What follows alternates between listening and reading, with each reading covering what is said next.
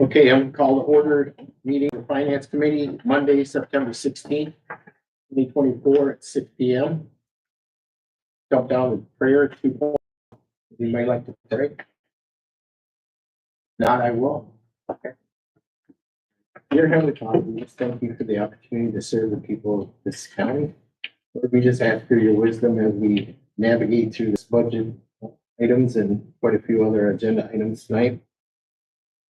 We definitely need your help, and we just ask you for that. In Jesus' name we pray. Amen. Amen. Okay, 3.0 approval of agenda. So we'll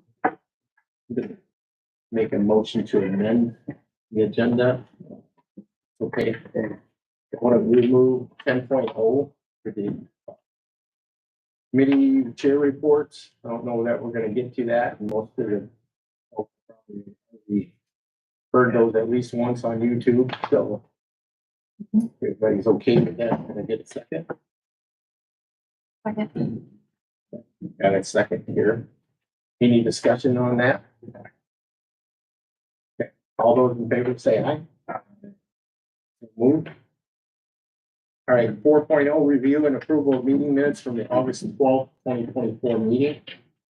Moved here. And a second by Mr. Bush. Any discussion? Anything? All those in favor of approving, say aye. Aye. It's unanimous. Thank you. And 5.0 approval of claims. Before me, I have total of $754,823.32. Approved. And a second by Mr. Brandt. Thank you. Any discussion and concerns? Okay. All those in favor say aye. Aye. It's unanimous.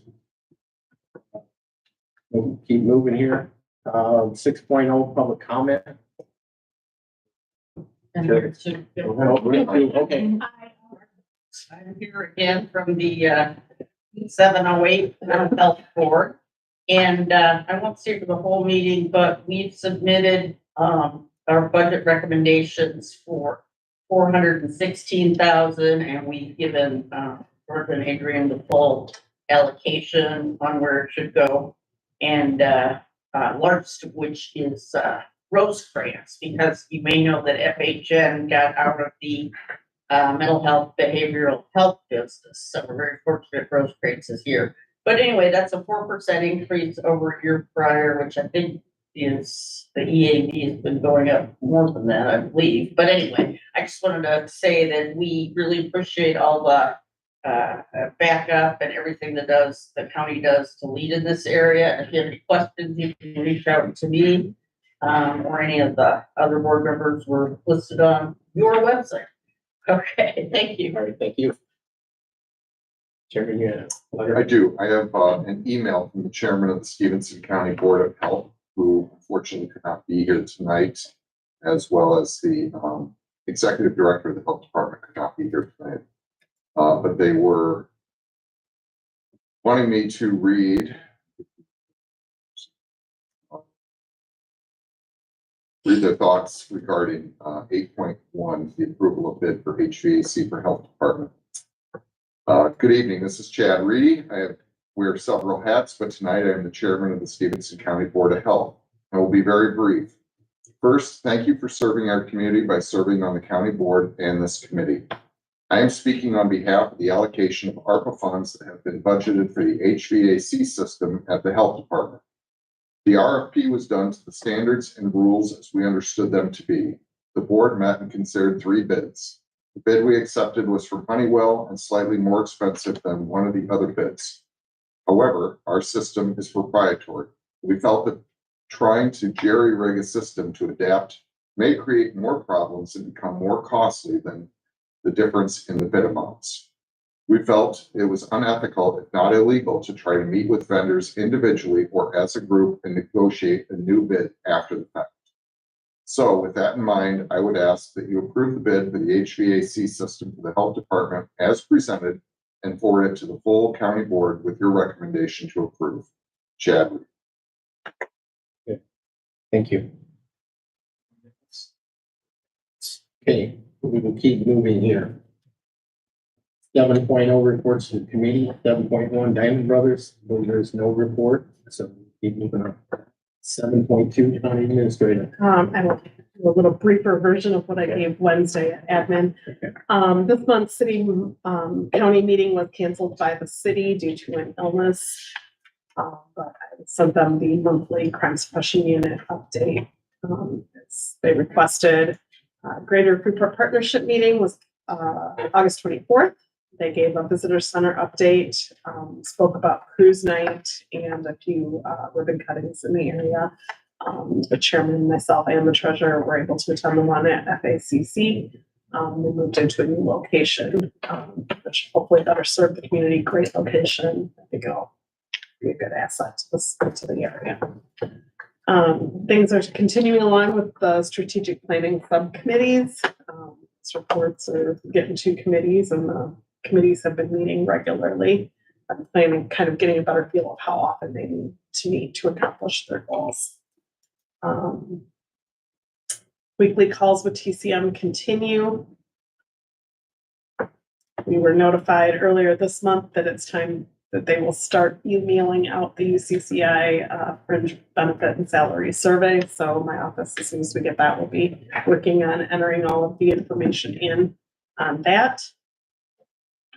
Took part in a call last week, which is the Safe Streets for All grant that Mr. Rasmussen is kind of spearheading 6 counties, I believe, 5 or 6 counties.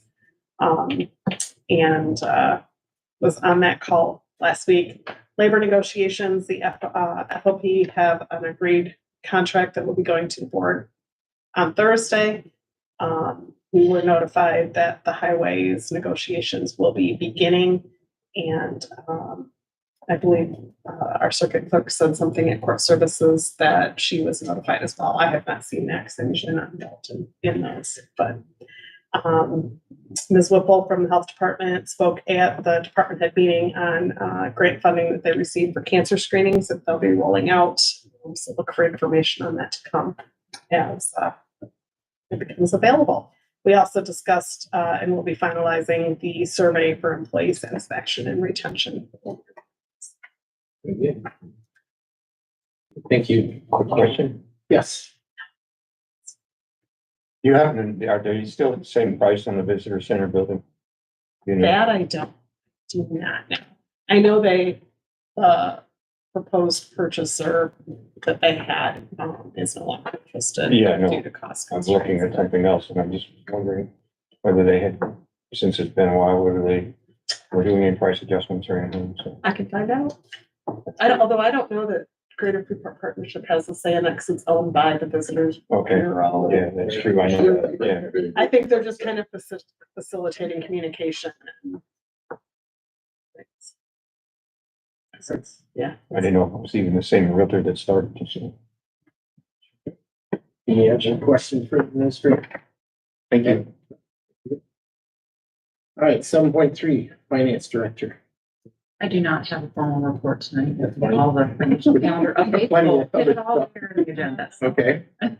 So we're gonna jump down to 7. Jump down to Treasurer report. Hi, good evening. So before you, or actually, sent you last week was the link to the August financial report. The report looks like this. I wasn't really gonna go into much on here other than the investments because the news continues to be good with property tax distributions. So for the month, August 31st over July 31st, total cash across the county was up 2.834 million. All kinds of positive there, and related to the investment specifically, you'll see that page has a lot on it. I was trying to lock in as much as I could to take advantage before rates drop, which we all seem to expect them to do.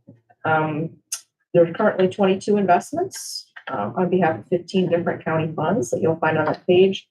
Maturity dates vary between September 6th and February of 2025. And as the month of August ended, the value of those invested funds was more than 14.8 billion. I'm trying to squeeze every bit of interest anywhere I can. So, does anybody have any questions about that? the more interesting information for me is property taxes. So as you all know, the second property tax installment was Friday. On Friday alone, we collected $3.64 million. Last week alone, 13.35 million. So we've now collected 80.6 million of the 87.4 originally extended. So we're up to 92.27, and we don't even have all the payments that, necessarily were mailed on Friday. Some of the banks don't have them to us yet. So that number is probably slightly higher than that. So I think that's outstanding, given that we still have time for people to pay through November 6th. And the later they pay, if all that, it's just additional penalty. So any questions about that money that's flowing through? So that's the collection side. The distribution side, third distribution of the property taxes to all of those 105 taxing districts was September 6th. It was a small one, kind of in between those due dates. So it was 4.7 million across all taxing districts. Of that, the county received $548,512. The breakdown of those specific funds is shown on the second page of this handout at your seats right here. The next distribution date is going to be October 4th. That should be a fairly good sized distribution as well. So you'll get more information about that next month. If you have any specific questions about the way the distributions are shown, they have the county at the top, mill race at the bottom, because they are two different taxing districts. And you can see as of September 6th, there was another 3.85 million due to the general fund, then about 116,000 to mill race. So that number today would be significantly different, both of those numbers, because we've collected so much more. Any questions about that? And again, as a reminder, all of those distribution settlement sheets are on our website going back to 2011. The review year over year, for example. The last item related to property taxes is the sealed bid auction of surplus property concluded on August 23rd. There wasn't much in it, to be honest, a lot of vacant lots. So I did not have high hopes at all. I didn't think we would sell anything, to be perfectly honest. We sold 18 parcels. So yeah, pretty excited about that. Not a huge amount of money. We'll probably end up with, less than 10,000, but those 18 parcels go hopefully into the hands of responsible property owners who will maintain it and then continue to pay those taxes. They do get 1 year of property tax exemption, kind of as a thank you for taking that on. 2 lots did sell at Lake Somerset. So I think I was very, very pleased with this surprise and pleasantly surprised. So I think that's a sign of more good things to come. Any questions about that? You'll see those resolutions likely next month to approve all of those sales. Can vacant lot be sold any time or at this specific time? If the county is a trustee, once they've been exposed to auction to the public at least once and have not sold, then they can be sold through our agent for the minimum bid of $835. So, and in this case, the reason there wasn't a lot to choose from, if you want to look at it that way, is that we worked cooperatively with the city of Freeport to have them purchase outright 10 different properties that were on their remediation list, floodplain, demo. So that happened in your resolutions 2 months ago. So that was why I really didn't think there would be much interest, because the structures, the properties with structures were already sold. So good news. All right. Any questions about that? Yes, sir. What is the process on abandoned properties in the county outside of In terms of what? getting them as trustee, it's the same. It doesn't matter where they are. If the properties are not, the taxes are not paid, they go to the taxpayer. Taxpayer does not have any interest on it. They come to the county as trustee. No money actually exchanges hands there though. And then after 30 months, if they remain unpaid, the process is the same, no matter where it is. The trustee agent then on our behalf. If the taxes are paid though, and the property's just. Right. I don't know. There are probably a couple of different entities that would maybe could or should be involved in that, but it's not as easy or as enforceable, I think, as in the city. They have much more strict guidelines and ordinances in place, so. But the process is the same, no matter where the property is located on the tax side.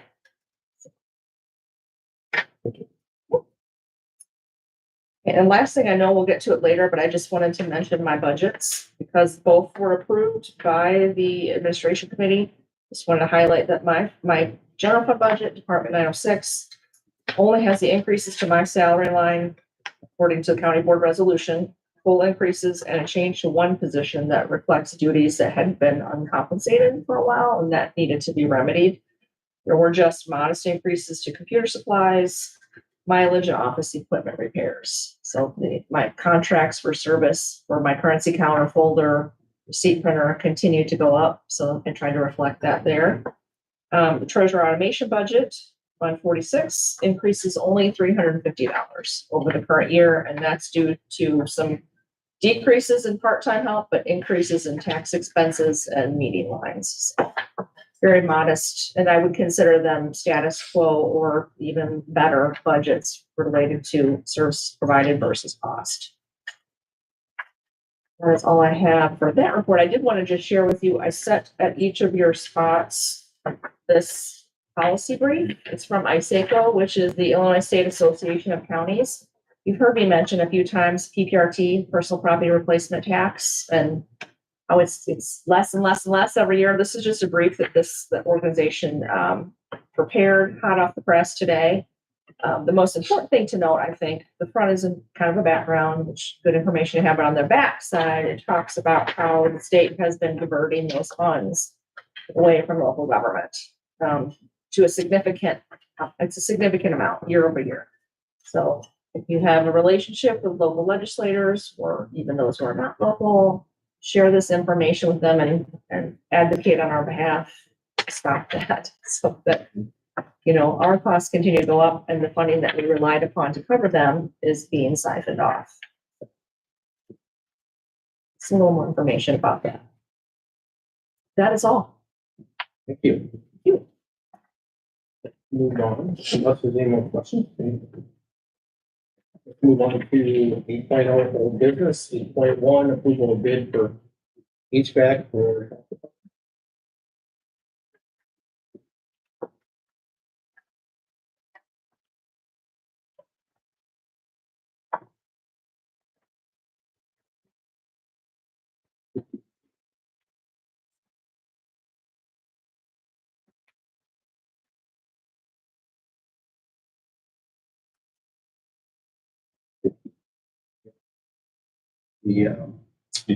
62,221.70. Mr. Reedy was recommending during. Right. Can I speak to this? Sure. So again, the only thing this committee and ultimately the county board would be approving is the ARPA fund expenditure. So keep that in mind. The health department did their own RFP. They made a recommendation. The only reason why it's coming before this body again is because it's ARPA funded. Yes. Thursday. Yes, David's passed out. Yep, it's passed.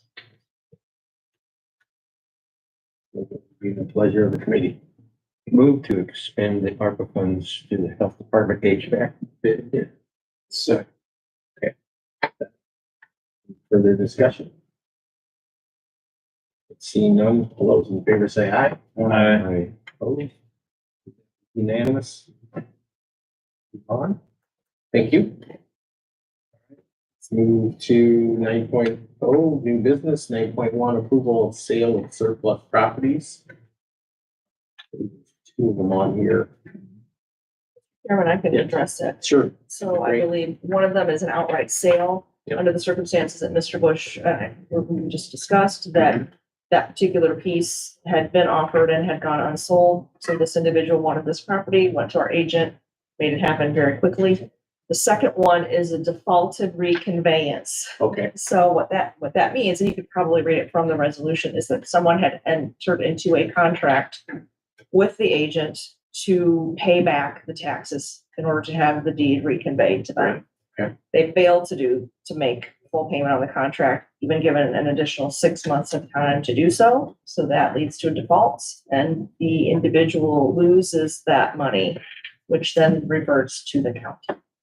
And then that property then still remains as a trustee property and will probably end up in surplus auction booklet in 3 years. Thank you.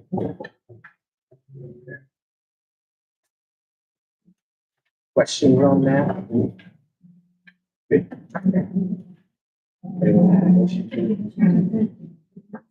So, Mr. Bush. All those in favor say aye. Aye. Unanimous, thank you. All right, 9.2, presentation of fiscal year 23 audits, signage. Yes, Renee, thank you.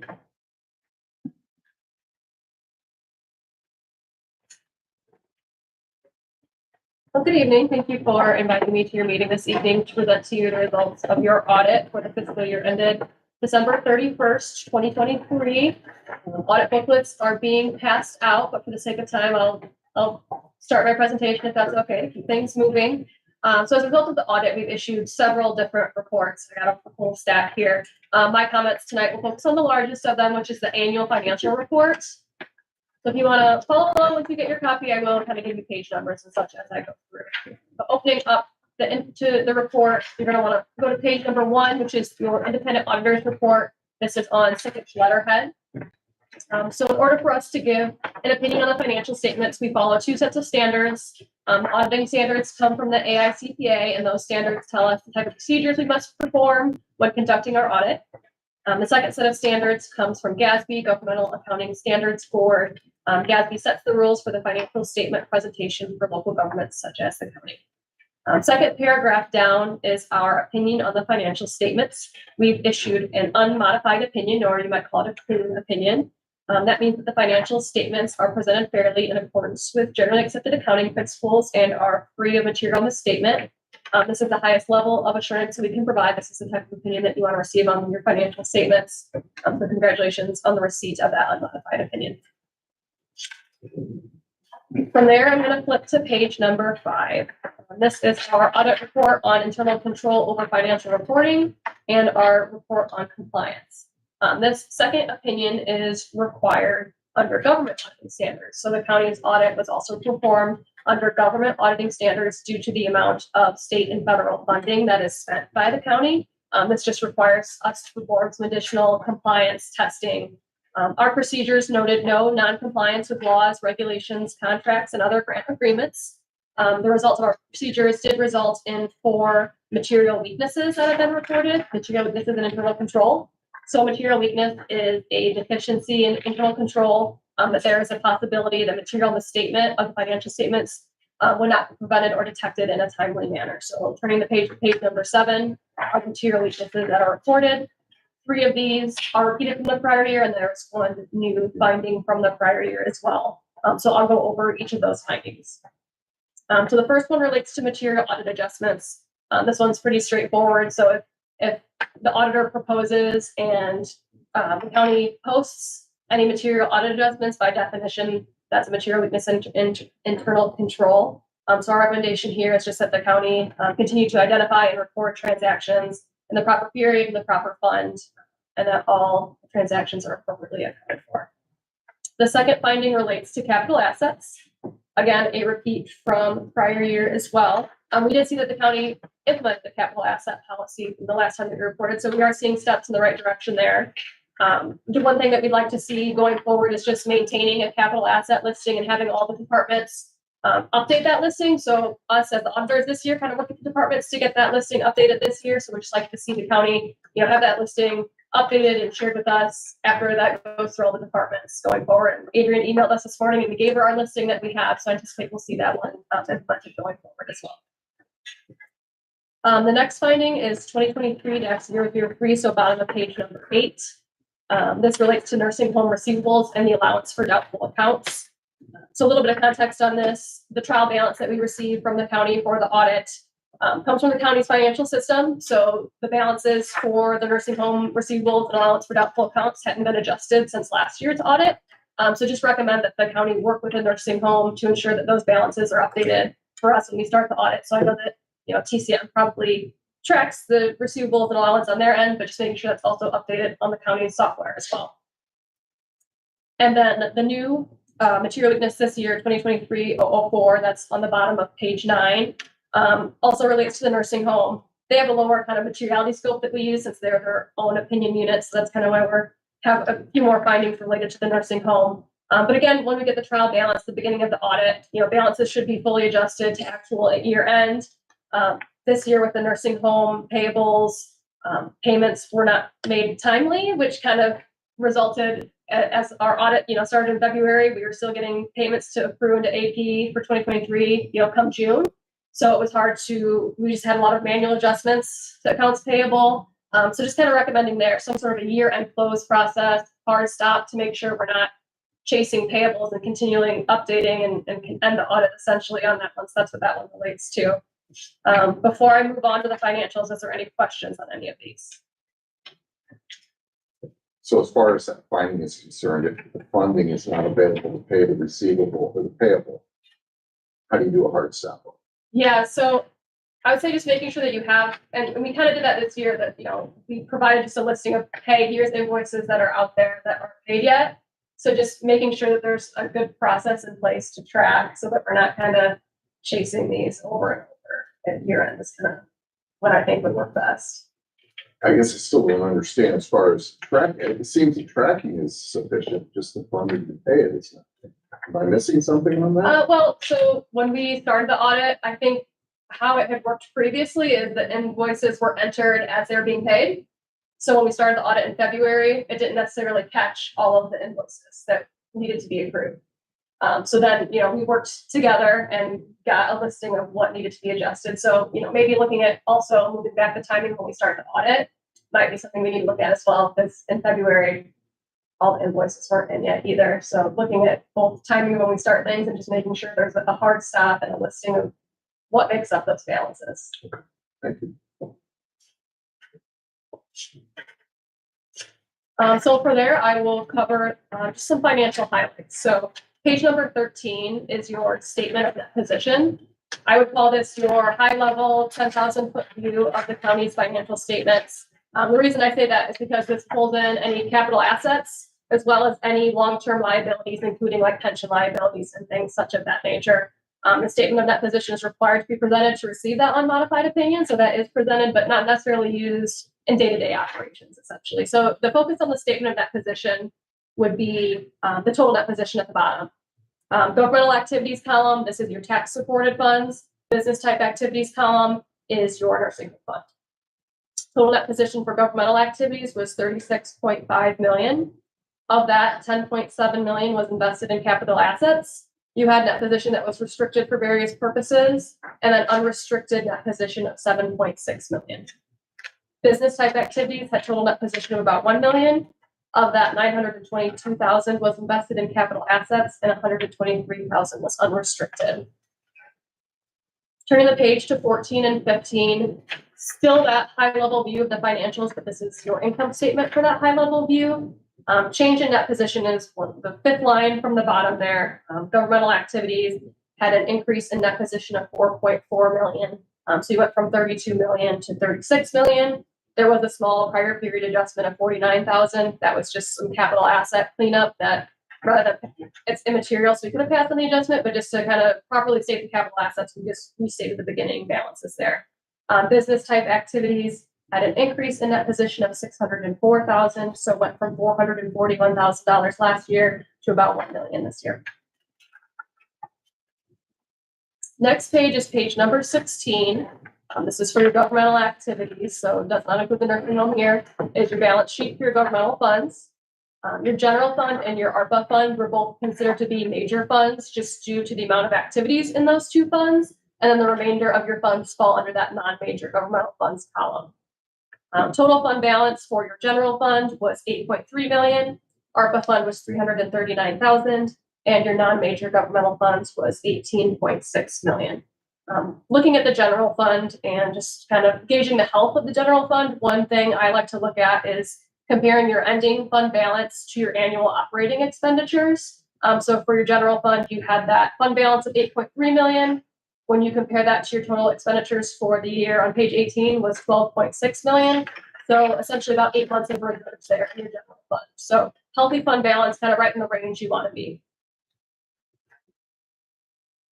Page number 18 is your income statement for the governmental funds. Third line up from the bottom will show your change in fund balance. So general fund increased 955,000, ARPA increased 295,000, and then all those non-major governmental funds combined increased 210,000. So overall, about 1.5 million increase in fund balance for your governmental funds. Page number 20 and 21 is the proprietary fund. So there's two columns. One is your enterprise fund or the nursing center fund. The other is your internal service fund, which is your employees' health insurance fund. Looking at the nursing center fund, again, bottom of the page there shows your total net position of about 1 million. Of that, 922 was invested in capital assets, and then you had unrestricted net position of 123,000. Just for comparative purposes, last year, your unrestricted net position last year was a deficit of 500,000. So some improvements from the prior year, but overall, like looking at the unrestricted net position of 123,000, comparing that to your operating expenditures, like I would do with your general fund, not much in reserves there as far as paying future expenses. Page 21 is your income statement. So 3 lines up from the bottom there is your change in net position. So $604,000 increase. We'd just like to highlight also that transfers out, that 669,000 transfers out. That is transfers to other funds within the county to pay for the nursing home's share of IMRF, FICA, health, and workers' comp insurance. So that one kind of just stuck out. So I thought it was worth mentioning what that was for. And then page number 22, I think is, I don't normally cover the statement of cash flows, but I thought this was interesting and an interesting way to see where your cash goes in that fund, essentially. So bottom of page 22 shows you had cash of 101,000. So you actually decreased your amount of cash you had on hand from last year. The biggest reason for that decrease in the amount of cash on hand is because there was a loan from the county last year of 420,000, and that was paid off this year. So that's why you had that decrease in cash, even though your net position increased. Page number 24 and 25 are your fiduciary funds or your custodial funds. These were formerly called agency funds, but a new accounting standard a few years ago changed our language here. So these are funds that aren't necessarily the county's money, but the county has administrative responsibility over these funds. So overall, total assets of 1.9 million there for those custodial funds. From there is where the notes to financial statements begin. But one item I wanted to share was on page number 3. This is our disclosures over deposits and investments. The county has a significant amount of cash on hand that is managed by the treasurer. We'd just like to highlight there on A2A on that page in the middle there, all of the balance of deposits was covered either by collateral or FDIC insurance. So that's one thing we always test for as part of the audit. So right there, that's fully collateralized with all of your cash and investments.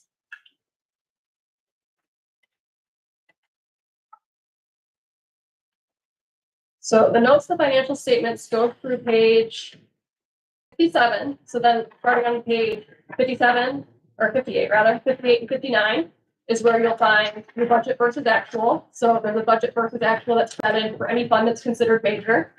So your general fund has a budget versus actual, and then your ARPA fund has a budget versus actual on page 60.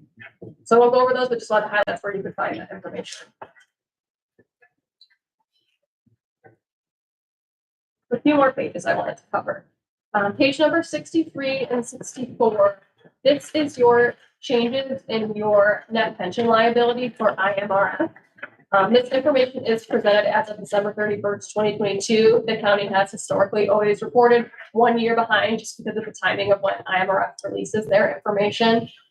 Historically reported 1 year behind. So 2022 column, the last line there on page 63, you'll see that you had a net pension liability of 976,000. If you look on the top corner of page number 64, you'll see your funded percentage. So 98% funded. So a very strong position to be at with the pension plan at 98% funded. Turning the page 65 and 66. Same presentation as the previous page, but this is for the sheriff's law enforcement personnel pension plan as well. That pension plan reported a liability of 5.4 million. Top corner of page 66, you'll see that one is also 85% funded. So while that 5 million figure obviously is higher than the other figure that we talked about, still very well positioned there, being 85% funded. Page number 67 is the last pension related item that I'll cover. This is for other post-employment benefits. So it relates to retiree health insurance. You have an actuarial evaluation performed every other year to determine what your potential liability would be related to retiree health insurance. The county doesn't set aside any money to fund this liability. The county treats it on a pay-as-you-go basis, which is consistent with just about every other county and city that I audit, so not unusual. But the actuarial calculated liability was 5.5 million at December 31st, 2023.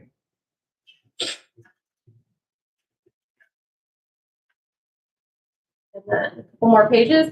Starting on page 69 is your balance sheet from those funds that I called your non-major governmental funds. So there's about 6 pages worth of data because you have a significant amount of funds considered non-major, and the funds are presented individually this way because those funds are restricted to be spent on specific purposes. We'd just like to highlight all funds had positive fund balances except for 2. Animal Control Fund had a slight deficit fund balance of $10,000.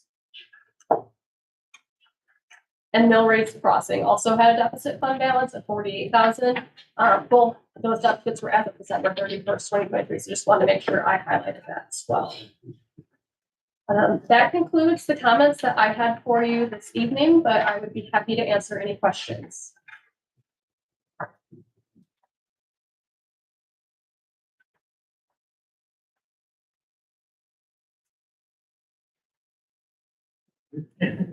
Lindsay, I think one question that I did receive from another board member was the nursing center profitable, and what set of numbers can we look at specifically to look at that? So is it the 600,000? Is it the cash on hand as of December 31st? Okay, that's a good question. So opening up the report, I'll go to the page. So I mean, I think the cash on hand is a very basic, straightforward way of seeing, what that balance would be, because the difference between the cash on hand of 100,000, what's the difference basically of that 100 versus the million ending net position essentially is the question. So your difference is going to be accounts payable, accounts receivable, and then also that fund takes into consideration long-term liabilities such as the IMRF, the pension liability, your OPEB liability, compensated absences. So there's kind of a lot going on. I would say like looking at financial statements and looking at that 1 million. Which ending. page are you on? Page number 20. Okay.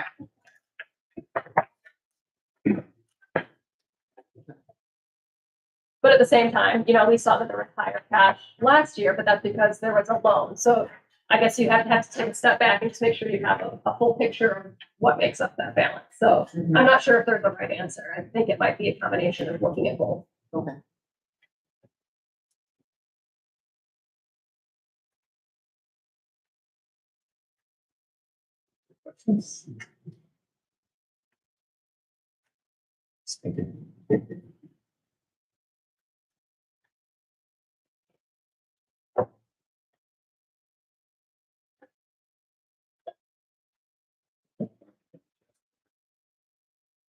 And I'll just give a shout out to Adrian, Georgia, Stephanie. Thank you for all of your help during the audit. Sure. We're very pesky, and we know people do a lot of their normal job duties, so they're always very quick to give us everything we ask for. So we appreciate all your time. Okay, thank you very much. Thank you. All right, let's move on to 9.3, approval of resolution to amend fiscal year 24 budget.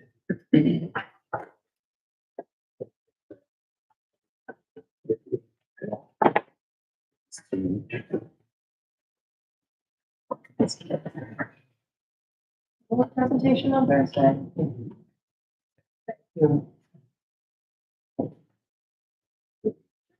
Mr. Chairman. Yeah, go ahead. we go over Go ahead. this. Okay, so there was an allocation to Millrace Crossing in the ARPA budget for the water and sewer project. This was basically to pay debt, which is not an allowable expense. So we're looking, the auditors questioned that, and we came to the conclusion that that should be repaid. So $50,000 was transferred to Millrace for that debt. So this is just to basically take the money out of the ARPA interest line, which is unrestricted, and move it to repay that loan for Millrace, because currently Millrace Crossing does not have the money. It does, but looking down the line through the end of 2024, when we need to make that debt certificate payment, they will not have sufficient funds. Very good. So I figure this is a good way to do that.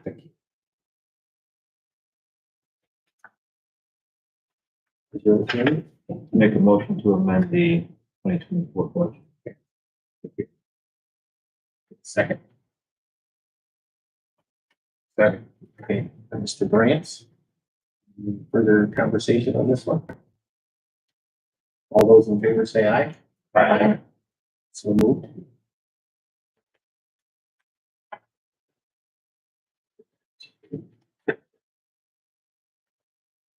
All right, 9.4, discussion on EMA emergency preparedness plan.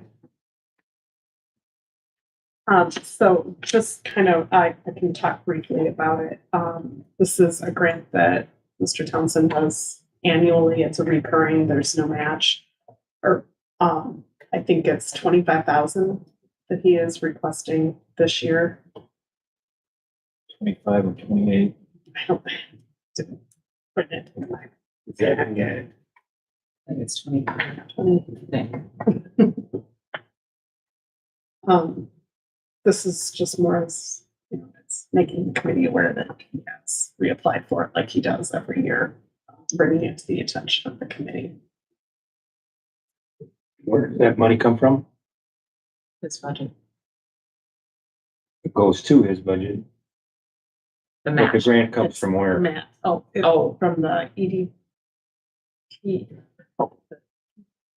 Not a big one. It's in the packet, it's state, yeah. It's in here? It was sent. I apologize, I didn't print it out.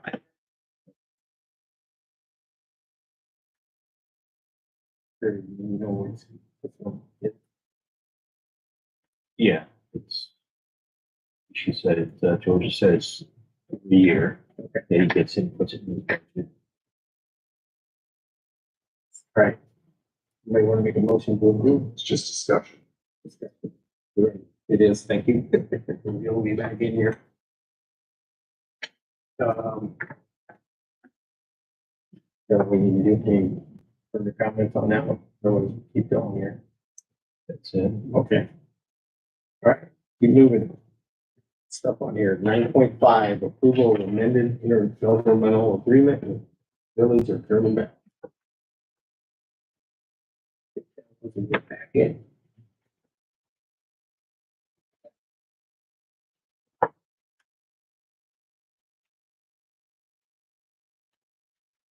You want to give us an update? Well, Scott and I have been involved a little bit, but what happened was the original plan when we allocated those funds was to have it go towards polisher. That's what it's called. It's like a giant swimming pool to clean up wastewater before it goes out. And the bids have been put out, but then the Illinois EPA said, oh, and by the way, this loan that you're applying for, we're gonna make it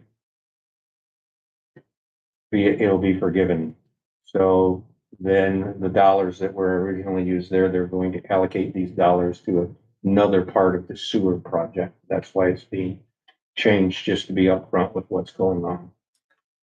That'd be how you, Yeah, I thought there's Army Corps of Engineer funds available for that too, and I think when we talked to Sean Gallagher about that, whether the $500,000 would be needed or not, but I believe that there's enough funding to complete the entirety of the correction.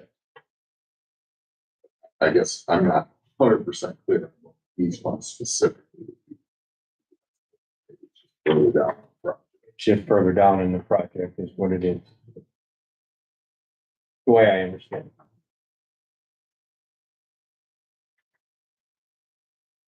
All we're looking for is I would move to approve the changes in the intergovernmental agreement.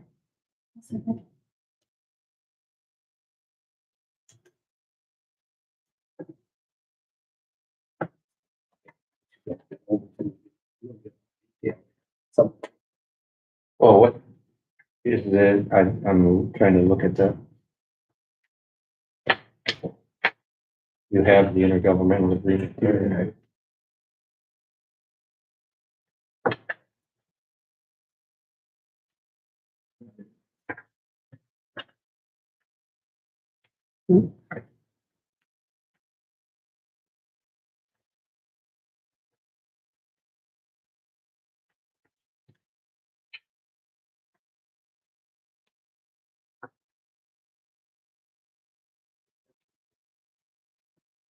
Vernon Valley kind of updated their project. Giving us a copy of what they're doing here. Yep. That wasn't part of the deal. For us to see that, you mean? And because all it's gonna do is be dollars that they bring back to you with the work that's been completed. We're not part of the project other than paying the bills because we didn't want to be part of that. So if I may, what's the status of the current intergovernmental?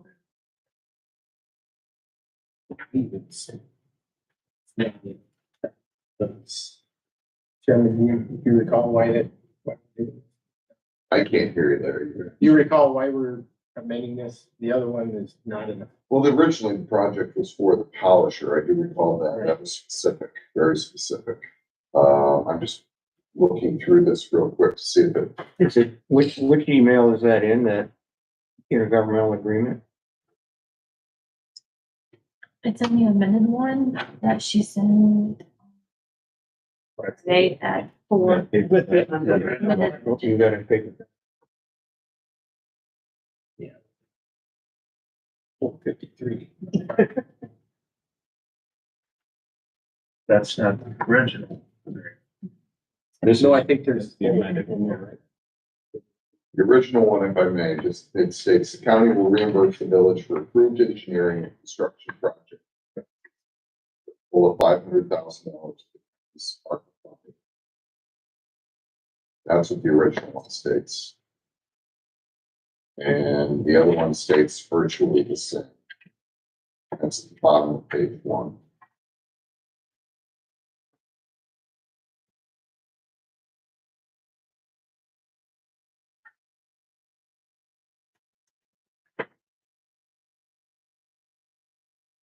The new one, item number 5 on the 5 says the village shall be responsible for all costs over and above the county's $500,000 maximum funding commitment, which shall now be directed towards costs not covered by the Illinois Environmental Protection Agency in the construction of the polishing reactor project, as well as costs associated with the construction and installation of new sanitary sewer lift station repair project.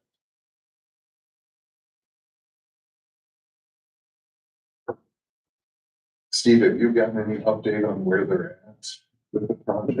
they have the bids, they've been waiting, they were expecting the construction process to be already going right now. And the vendor or the, company doing the work has just kept saying, yeah, we're planning to be there, and then a few more days and planning to be there. And then the scope of the work is, again, like I said, there, the first part of the project, the polisher, which was the original part of the plan, was now funded by Illinois EPA. So the remaining part of that project is elevating all of the lagoons that they have from their 8-foot depth to greater than 12 feet. So that's where these funds would be going into that project. Do you know, has the village approved each component of the They project. don't have all of those components done yet. Fair Graham is doing.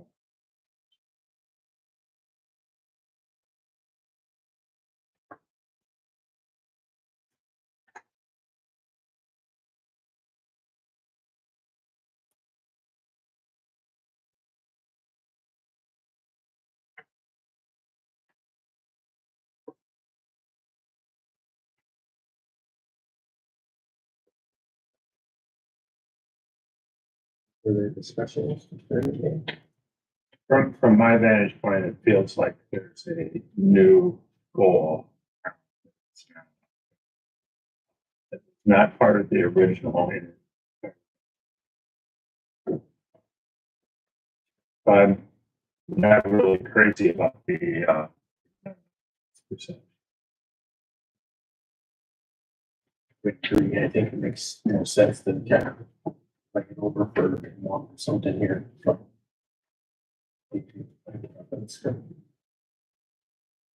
I don't think the original plan has changed. It's just that the organization, Is you have a bunch of money now from the EPA. And you changed it because it now was a polisher and no longer, now it's components to a system. It's no longer the polisher. So it feels to me like that goalposts have been moved. I've been against, I voted against that 500,000 when it was first presented a year ago. And I voted against it. It failed in this committee, as a matter of fact. So we have a lot of. if they in the committee wouldn't have gone in forward. It voted, it failed in this committee. And it was presented as an amendment to a motion. I'm not sure that's the wisest use of that. They still need it. How much was the grant from the EPA? I can't answer that specifically. Is it possible to get an update from, Sean? or Sean the will be the village? one, and Fair Graham will. I would think, I don't, to you guys. I mean, I'm not on that council there, I don't know. But I don't want to speak for the village.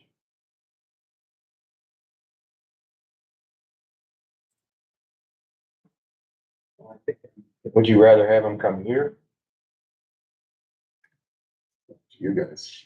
I mean, you have a motion, a second to approve, so whatever happens here dictates whether it goes to the full board. I think I would prefer an update and lay it over, get an update, or lay it over and then get an update. So.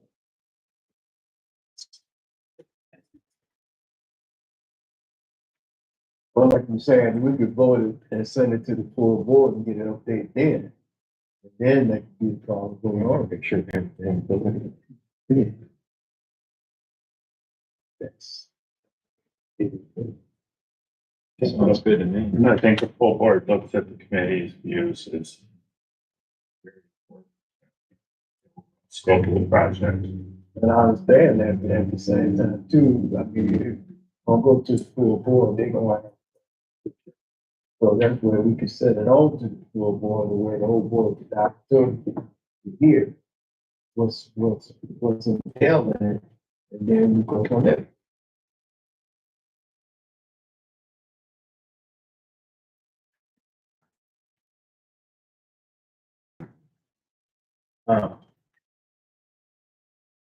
And the full board funds, so the board wants to change the wording a little bit.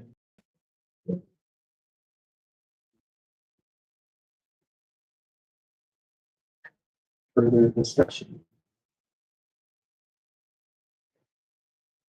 All those in favor of this amended resolution, or get to the right thing here. Amended intergovernmental agreement.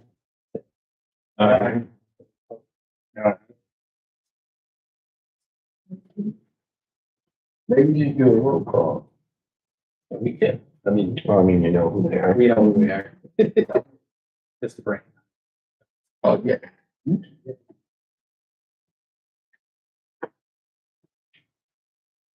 Ready. Let's move on. Review 2020 or fiscal year 25 budget. I want to start out with Department 00.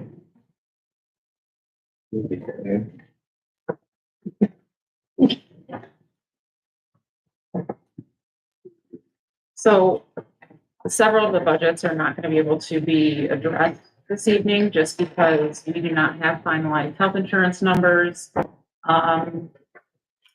The sheriff's contracts, union contracts need to be approved at Thursday's county board meeting, so that is not included in the number either. And of course, the tax levy. So any funds that are impacted by any of those issues are not going to be presented tonight. So this might go quicker than you thought. Is there any way to dim the lights or something? I was just, I do.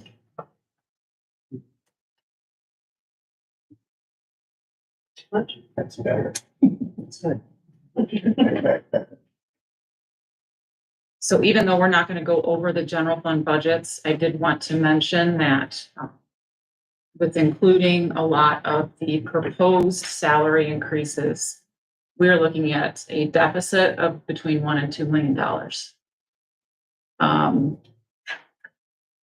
So that's something very serious to consider moving forward, because I don't really think that any changes were made at the committee level. There are some options, and I will kind of just touch on those a little bit before we move on. So currently there are a couple of different allocations to the capital fund, and the capital fund is a standalone fund that pays for all of the supplemental requests throughout the county. Okay, so in 2024, there was a transfer from the general fund to the capital fund in the amount of $344,000. So one of my proposed changes, if all of these salary increases come to fruition, is to get rid of that transfer. So that will take $344,000 off of that $1 to $2 million. There's also a state income tax. A portion of that goes to the capital fund directly and does not go to the general fund. So that could be reduced by 100 to 130,000, depending on the supplemental requests that are approved. And the other component, and I've confirmed this with the treasurer, is we kind of feel comfortable moving the cash carry forward amount up. And based on the presentation of the auditor, Lindsay, we feel, I think, comfortable with that, moving it from 2.8 million to 3.5 million. So those are a few of the options, but we just need to seriously consider them all in any place that maybe we could reduce expenses, because these expenses are going to just compound year over year, because payroll is our biggest expense. So this is not going to go away. And I think we had a couple of great years with ARPA funds, and now we're kind of getting knocked back to reality a little bit.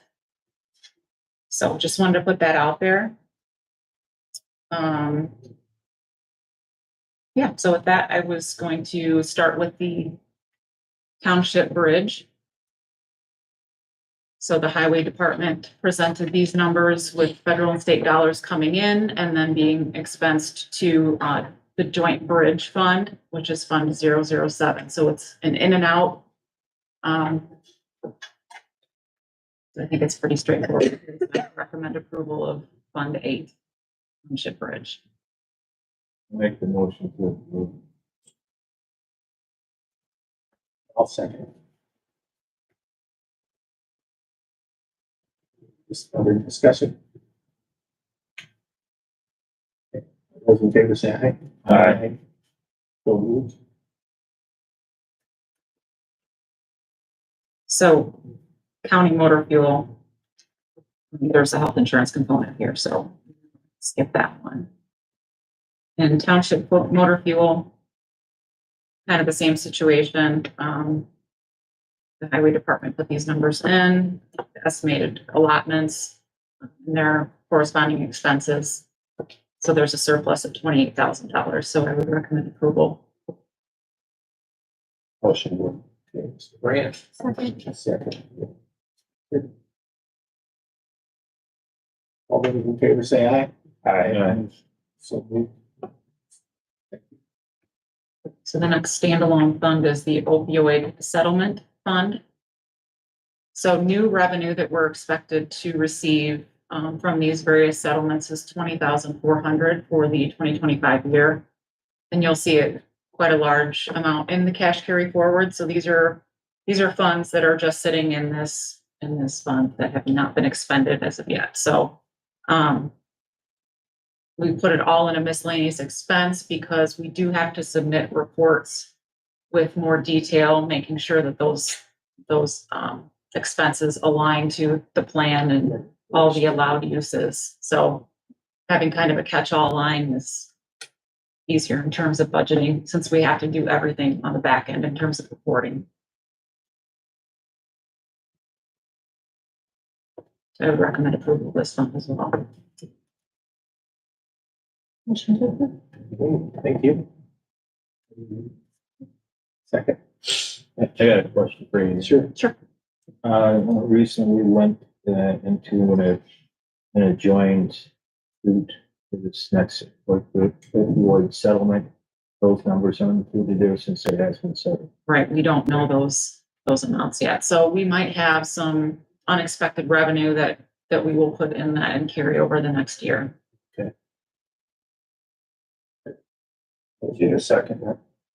Yeah, I'll get a second here. Okay.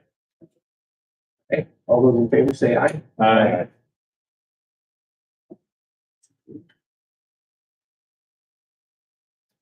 Just gonna skip over capital fund for obvious reasons. Health department, we do not have those numbers yet. Animal control has a health insurance component. BAC, we do not have information, and it's part of the tax levy. So probation service fees. This fund is dictated by the AOIC. AOIC, thank you. So you can see that there's quite a bit of cash carry forward in here, but there's only certain things that can be paid out of this fund, and they have to be approved at that agency. So there's a surplus of $439,000. I would recommend approval. I'll make a motion to approve. Second. Those in favor say aye. Aye. Unanimous. So moving on to emergency management. So there's some grant funding here and a transfer from public safety, along with some cash carry forward in terms of revenues. There is a change here.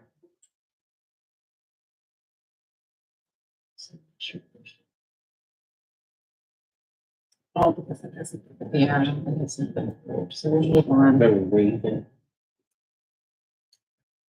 Yeah, so the circuit clerk, document storage fund 22.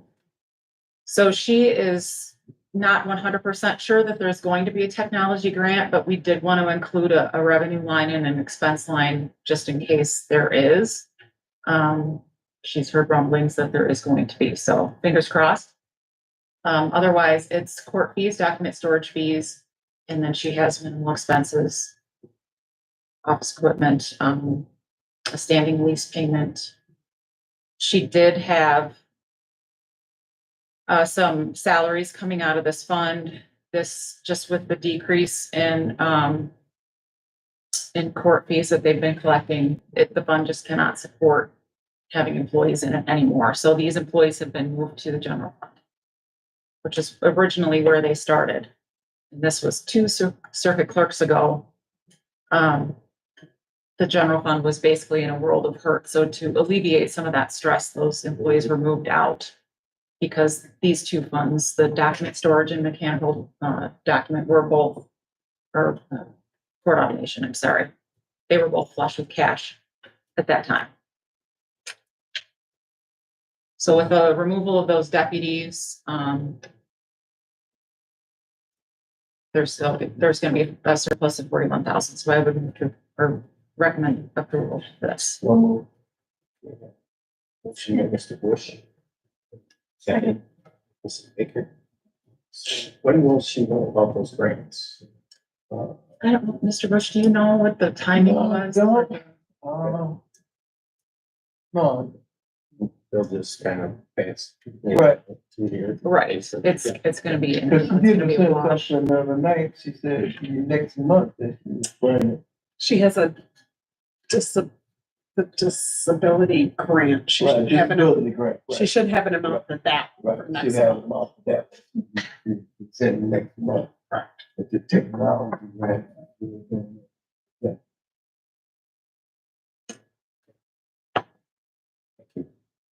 Any further discussion on that one? Okay, all those in favor say aye. Aye.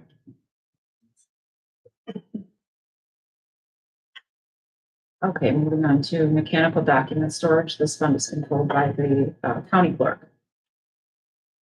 So recording fees, vital record fees, sources of revenue here, and then just contingencies and expenses for recording fees. So there's a surplus 1,075. Move to approve. Okay, Second. we have a second. All those in favor say aye. Aye.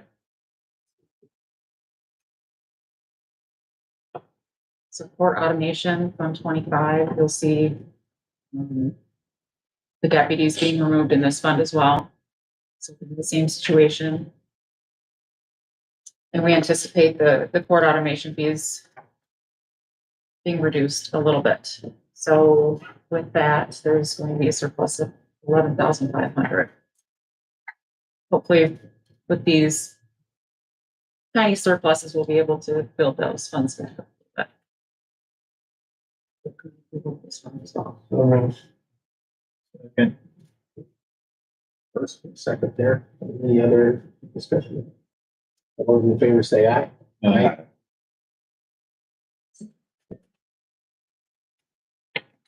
Moving on to youth diversion, this is also funded by court fees.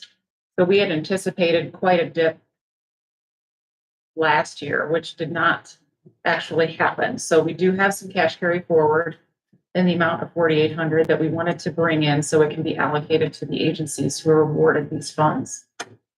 So with that, there would be a $686 surplus. So I would recommend approval. So I'll second that.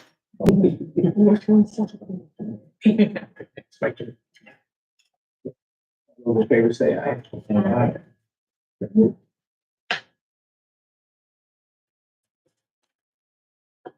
Next is the county coroner. The coroner did increase the allocation to this fund from public safety, so you'll see that increase here. A couple of increases, the COLA and board resolution for the salary, but everything else is kind of status quo. And there is a lease buyout, so we did budget a little bit more for that payment, but we're unsure what that amount is going to be. But overall, it's a balanced budget, so I would recommend approval. So moved. Second. Okay, all those in favor say aye. Aye.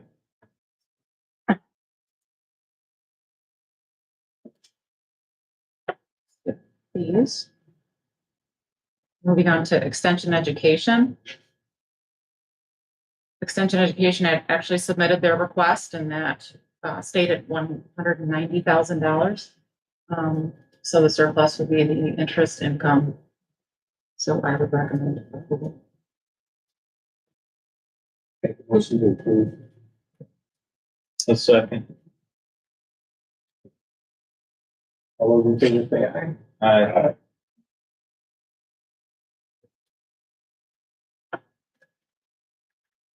And then the last fund that can be addressed is treasurer's automation.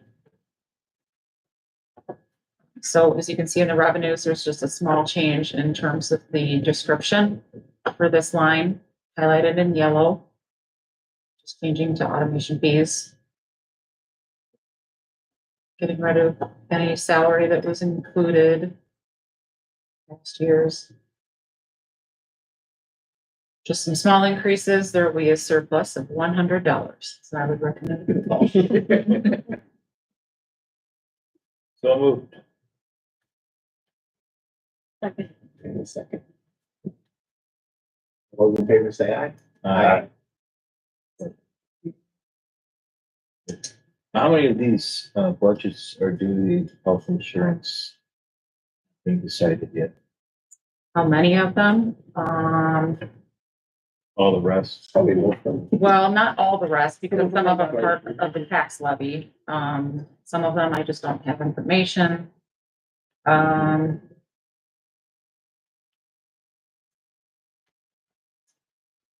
would say the majority, there's maybe 3 that are not impacted by the.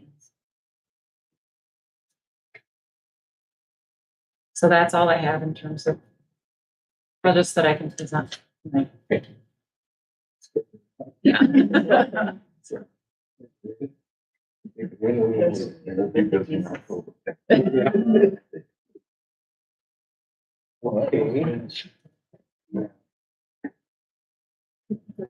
I move to, maybe 10.0, so this can be, there's no 10.0 public comment. No. All right. Oh, sure.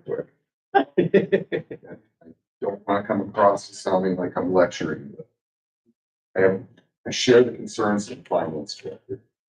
The amount of shortage and the way it sits right now, there will be no supplemental. There'll be no funding available for supplements.